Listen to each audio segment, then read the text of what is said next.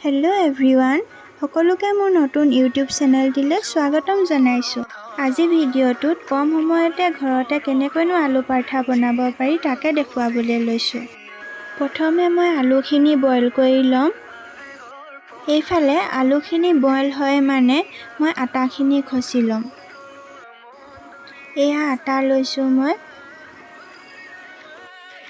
অকণমান নিমখ দিছোঁ যাতে নিমখীয়া ভাৱটো আহে, আৰু অকণমান দিছোঁ ৰিফাইন তেল, তেতিয়া ডোটো কোমল হয়। নিমখ আৰু তেলখিনি এতিয়া মই ভালদৰে মিহলাই ল'ম।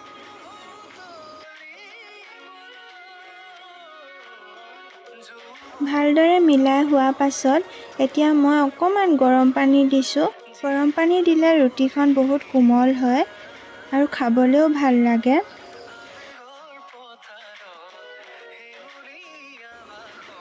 পানীখিনি অকণমান গৰম হৈ আছে যে, সেইকাৰণে হাত লগাব নোৱাৰি হেতাখনে মই মিলাই লৈছোঁ। অকণমান ঠাণ্ডা হোৱাৰ পিছত মই হাতেৰে মঠিম। আটাখিনি মঠি হৈ গ'ল মোৰ। দেখিছেনে বাৰু কিমান কোমল হৈছে? এনেকৈ কোমল হ'লে বনায়ো ভাল লাগে।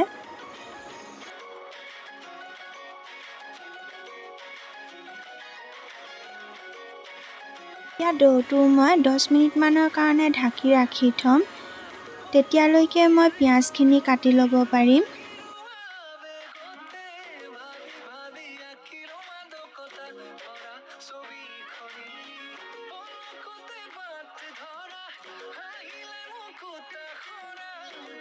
পিঁয়াজখিনি অকণমান সৰু সৰুকৈ কাটিম যাতে আলুখিনি ধুনীয়াকৈ মিলি যায়। পিঁয়াজ কাটি হৈ গ'ল মোৰ। এতিয়া মই আদা নহৰুখিনি ভালদৰে পিচি ল'ম।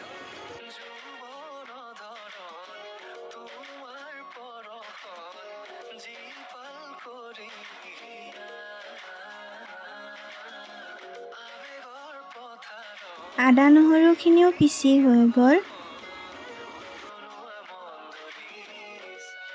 সেইফালে আলুখিনিও বইল হৈ গ'ল। আলুখিনি বাতি এটাত উলিয়াই লৈছোঁ।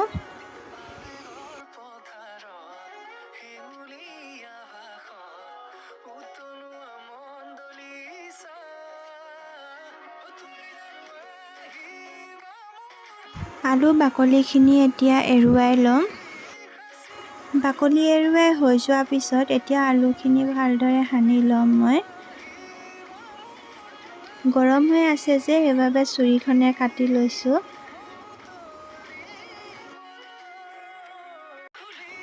আলুখিনি ভালদৰে এতিয়া পিটিকি ল'ম। অকণমান গোটা গোটা হৈ থাকিলে নহ'লে ৰুটিখন বেলিলে দিগদাৰ হ'ব।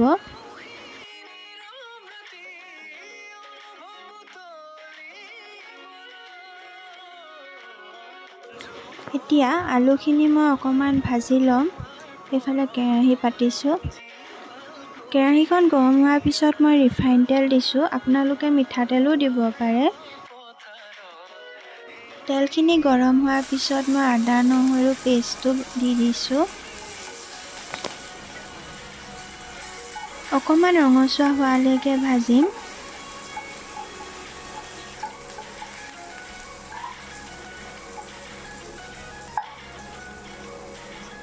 এতিয়া দিছোঁ পিঁয়াজখিনিও ভাজি ল'ম। এনেকৈ বনালে আদা নহৰু আৰু পিঁয়াজৰ সেই কেঁচা ভাৱটো নাইকিয়া হয় আৰু পৰঠাখনো খাবলৈ বহুত টেষ্টি হয়।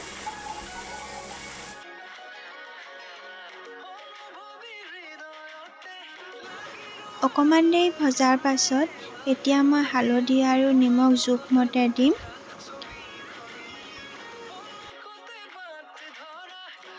এইখিনিও ভালকৈ মিলাই ল'ম।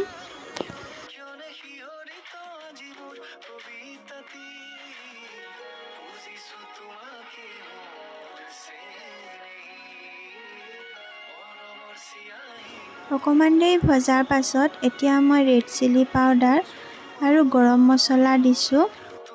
বেলেগ মছলা ব্যৱহাৰ কৰোঁ বুলিলেও কৰিব পাৰে, খালি মই দিয়া নাই। মছলাখিনিও ভাজি হোৱাৰ পাছত এতিয়া মই দিম আলুখিনি।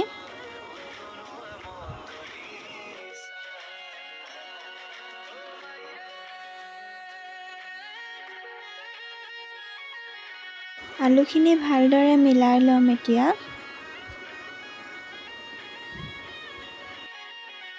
আলুখিনি ভাজি থাকোঁতে হেতাখন এনেকৈ অকণমান মাৰি দিব, তেতিয়া আলুখিনি আৰু মিহি হৈ যায়। তেতিয়া বেলিলে গোটা গোটা হৈ নাথাকে। আৰু এনেকৈ ভাজি ল'লে যে আলুখিনি, পৰঠাখনৰ সোৱাদটোৱে বেলেগ আহে। এইফালে আলু ভজা হৈ গ'ল মোৰ। এতিয়া ৰুটিখন বেলি লওঁ। ৰুটিখন বেলিবৰ কাৰণে ডোটো অকণমান বেছিকৈ ল'ব, যাতে আলুখিনি ওলাই নাযায়। অকণমান বেলি লৈছোঁ মই।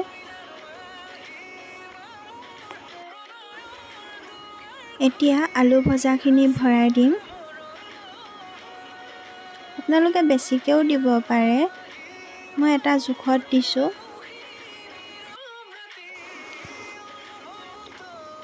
আলুখিনি ভৰোৱাৰ পাছত এতিয়া কিনাৰটো ওপৰলৈ দাঙি আনিব। এনেকৈ অকণমান হেঁচি হেঁচি দিব, যাতে আলুখিনি বাহিৰলৈ ওলাই নাহে।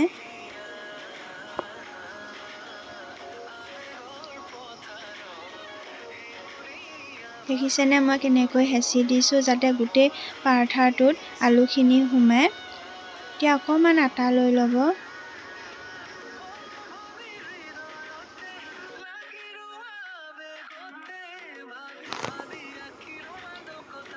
এতিয়া লাহে লাহে বেলনা মাৰিডালে বেলিব। বেছি জোৰত বেলিব নালাগে।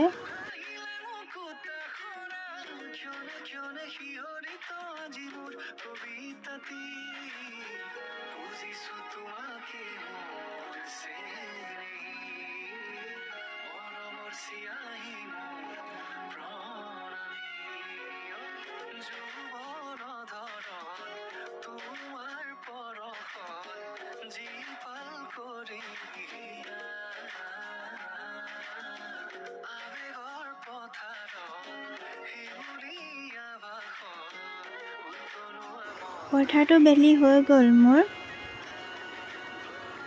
এতিয়া টাৱা এখন বহাই লৈছোঁ। টাৱাখন বেছি গৰম হ'বলৈও নিদিব, আৰু মই প্ৰথমতে তেল দি লোৱা নাই।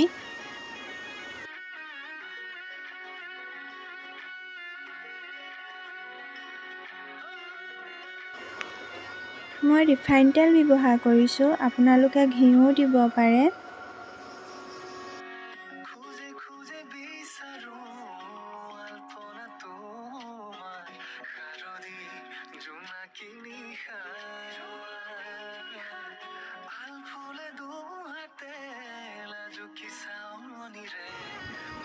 সেয়া মোৰ পৰঠা হৈ গ'ল। দেখিছেনে বাৰু কিমান ধুনীয়া কালাৰ উঠিছে। এনেকৈ মই গোটেই পৰঠাখিনি বনাই ল'ম।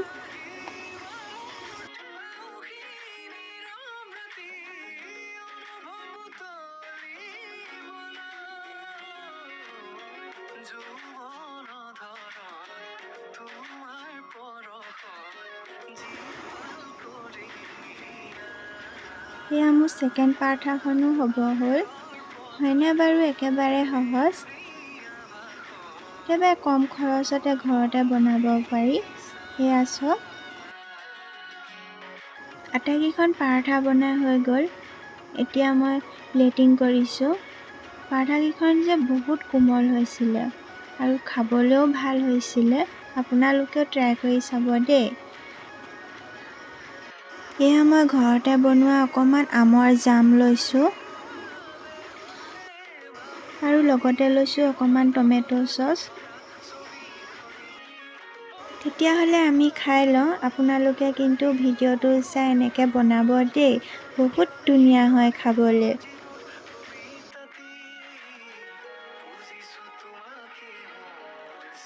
ভিডিঅ'টো শেষলৈকৈ চোৱাৰ বাবে বহুত বহুত ধন্যবাদ।